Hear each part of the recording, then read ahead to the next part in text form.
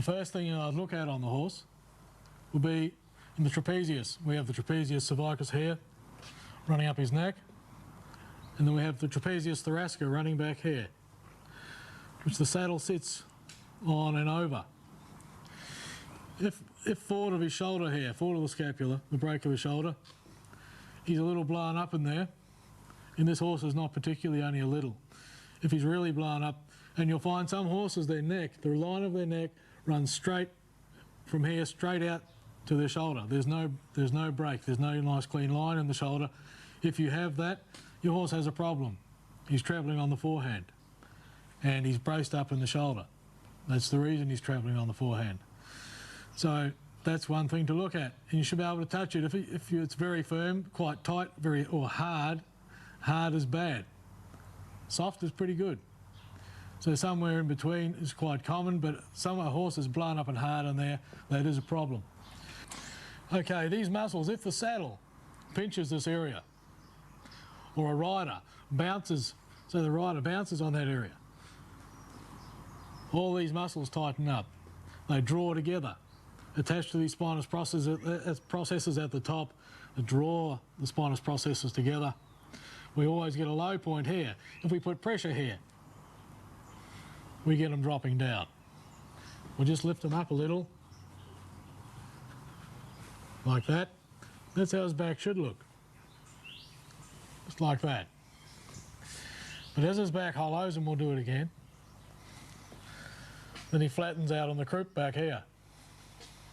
And as he flattens out on the croup, he puts a little stress on the biceps, which is a big extensor in his hindquarters, and the medial gluteal also gets sore, located in there. He's a little touchy about that. A sound horse, you won't be able to do that to. The biceps in here, you won't be able to get that reaction from that either. So what, in essence, happens here, this stops him from tracking up.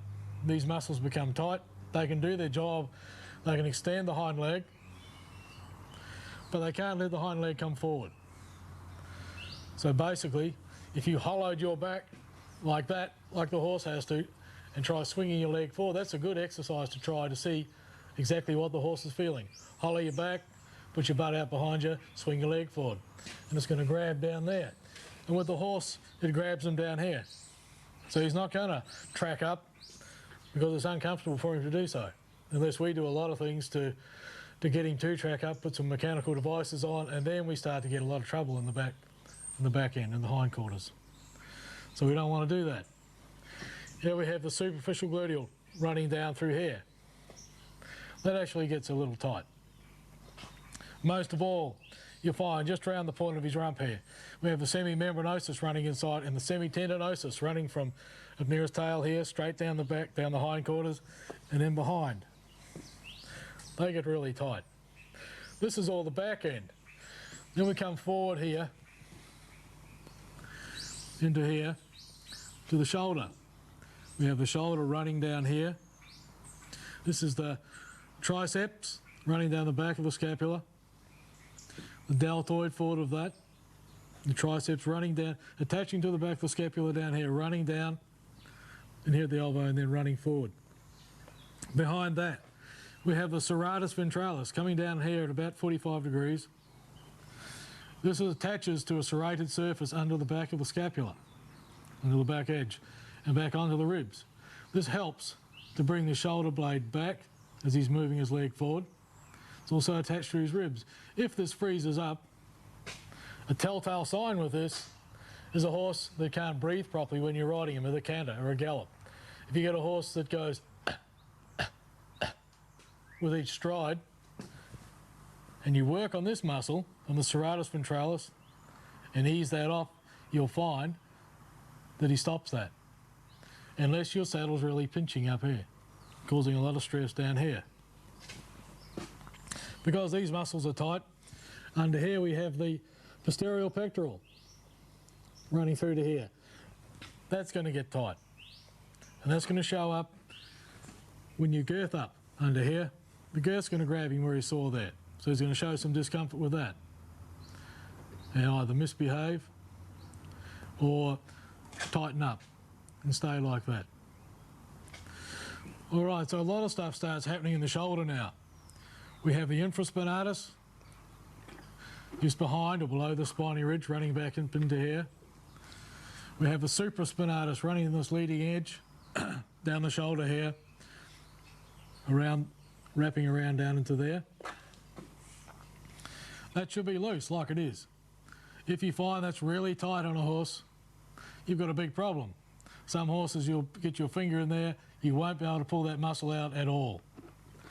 It'll be like a piece of rock, a really hard edge, or like a piece of wood down there. We come to the brachiocephalus. Brachiocephalus running in here, around the point of the shoulder, and up his neck. I'm just running my hand over it here so you can see that. And just isolate that again. Follow my fingers, between my finger and thumb, around there like that. This muscle will get sore down in here. Check with your fingers if he reacts. If there's a big reaction, like ow, don't do that. Your horse has got a problem. We want to work our finger between the muscle tissue, between the fibre. If he's tight in this muscle, you can just about guarantee he's going to be tight in these pectorals, through here, anterior pectorals. He's not, but if he was really tight in here, he would be tight in here. And if he's tight here, he's going to be tight back here in the posterior pectoral under here. He's going to be girthy. So I'd check all those muscles out. Then we'd run up his neck, going up here quietly, and around the pole. If you get a big reaction there, if it feels tight, a little swollen, he's got a problem. Quite often you can release a lot of that tension there, working down this end. So that's always something to take in mind. Okay, head up, fella. I guess the last thing I would look at would be here in his foreleg. If I was following through this routine, and the muscle I see most commonly injured here is the radial carpal extensor running through here. You want to check that out. Make sure you can move. You should be able to move that muscle in the leg like this. This is a good check. If you find this muscle is rock hard, you've got a problem. It's not just that your horse is fit. A horse with tight muscle like that is going to be very prone to injury.